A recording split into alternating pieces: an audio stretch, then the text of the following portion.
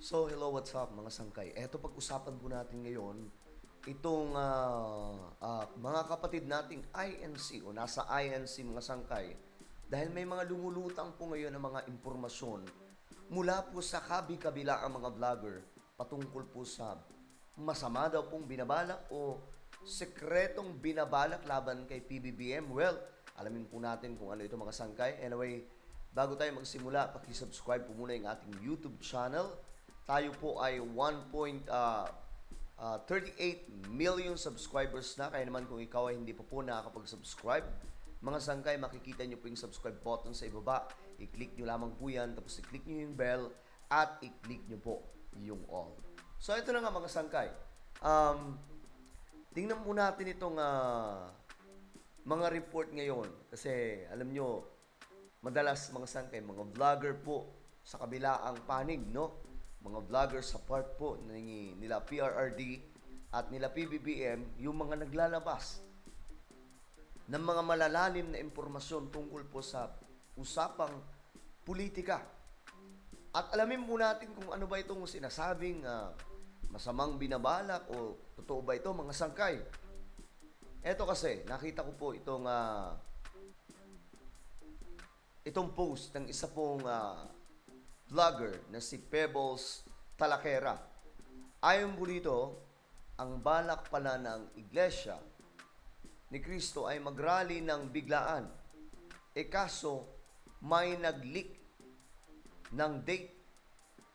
Medyo mga sangkay,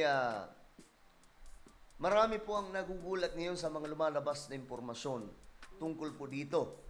Kasi parang ang dating may niluluto daw po ang INC. At hindi po natin alam mga sangkay kung ano ba itong niluluto. Talagang itutuloy ba nila ito mga sangkay na ihain sa publiko? Ituloy ba nilang may gagawin sila mga sangkay? At ano ba ito? Konektado ba ito sa side ng PRRD o sino mga politicians? Malaking malaking usapin mga sangkay.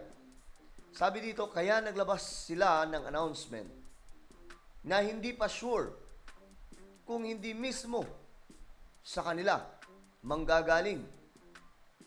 Pero I've heard na tuloy na kasi may permit na sila sa January 13. Bakit nakikialam ang INC?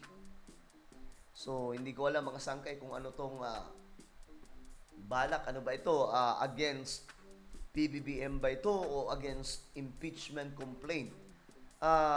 Nung una kasing naglabas ang INC mga sangkay ng information about po sa protesta na gagawin, ang kanilang pinupunto doon, sila ay sumusuporta sa panawagan ni PBBM. Hindi po kontra mga sangkay kasi the President of the Republic of the Philippines calling, no, sa maraming mga public servant na nasa Congress na kumalma at huwag ituloy itong kanilang binabalak na impeachment against the Vice President. Pero mga sangkay, mukhang hindi po nakinig eh. Kasi marami pong karamihan naman mga sangkay, grupo ng mga nasa kamakaliwa, sila po yung nag-file ng impeachment complaint. Ngayon, ituloy natin. Bakit ko nasabi na nakikialam sila? Kasi ang tema ng rally nila ay No to VP Sara impeachment, Yes to Peace, rally ng INC. Okay. Ito po ay opinion ni Pebbles, mga sangkay, no?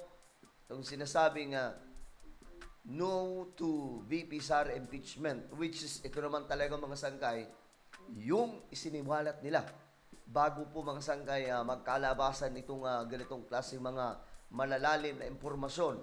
Well, hanggat hindi pa po lumalabas itong protesta, hindi pa po nangyayari itong protesta ng INC, hindi pa po natin malalaman kung ano nga ba ang talaga nga namang tinutumbok nito mga sangkay. Pero may mga lumalabas na mga impormasyon tungkol dyan. At ito na nga, magkakaisang tututol ang Iglesia ni Cristo sa pamamagitan ng isang malawakan at malalaking rally sa buong bansa laban sa isinusulong na impeachment, which is ito naman talaga yung kanilang inilabas na information. So hindi pa rin para sa bayan yung pinaglalaban nila. At dito makikita na meron silang kinakampihan. With all your respect po, mga INC, sobrang marami akong friends na INC, PFF ko, nung panahon ni Duterte, lahat ng hiling nyo, binigay. Alam naman namin yan, na may kapalit ang boto ninyo, wag na po tayo mag-etyosan. Nagagalit po ba kayo kasi hindi na ibigay lahat ng hiling ninyo? So ito yung kanyang opinion, mga sangkay.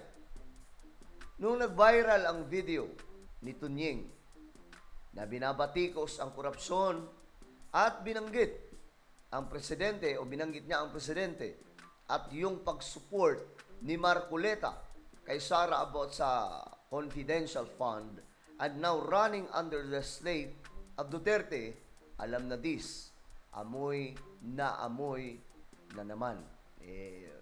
Black voting kasi, mga sangkay ang INC. Diba? Itong si Marcoleta, mga sangkay, ay isa pong INC or Iglesia. Ngayon, mga sangkay, ang slate ni Marcoleta nandun kay La PRRD. Nakita niyo naman siguro yung larawan, mga sangkay, na inilabas nila nakaraan.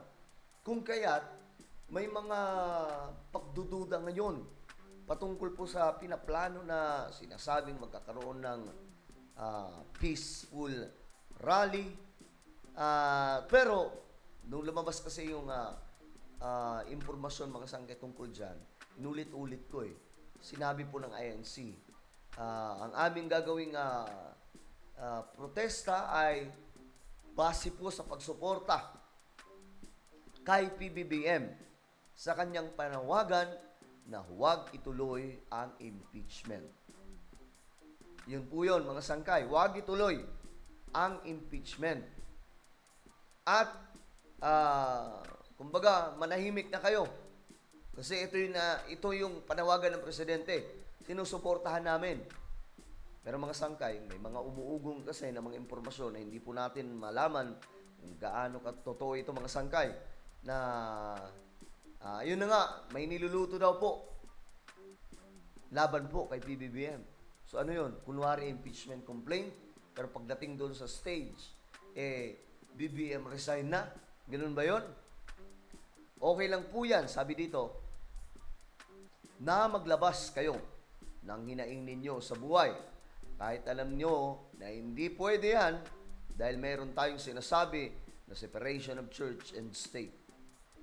And hindi naman siguro papayag ang mga Katoliko na kayo yung lumabas na powerful religion sa Pilipinas.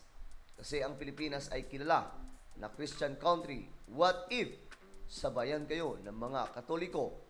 Di nagkagulo na, pati relihiyon, nag-away-away na. So ang tawag dyan, mga sangkay, magkakaroon po yan ng parang ang datingan dyan, parang civil war. Which is, sana naman po mga sangkay, huwag mangyari na magkagulo-gulo dahil po sa mga agawan ng pwesto. Pero ako mga sangkay, kung ako ang tatanungin, huwag nang ituloy yung impeachment na yan. Kasi yan po yung panawagan ni PBBM. Di ba nga po, ang sinabi ni PBBM na wag nyo nang ituloy. Kasi ano daw ang mangyayari kung itutuloy nila yan? Of course, ang Congress magiging busy. Di ba? Magiging busy ang Kongreso. Marami pong mga project o marami pong mga kailangang gawin ang hindi na po magagawa dahil nakatutok na po sa impeachment.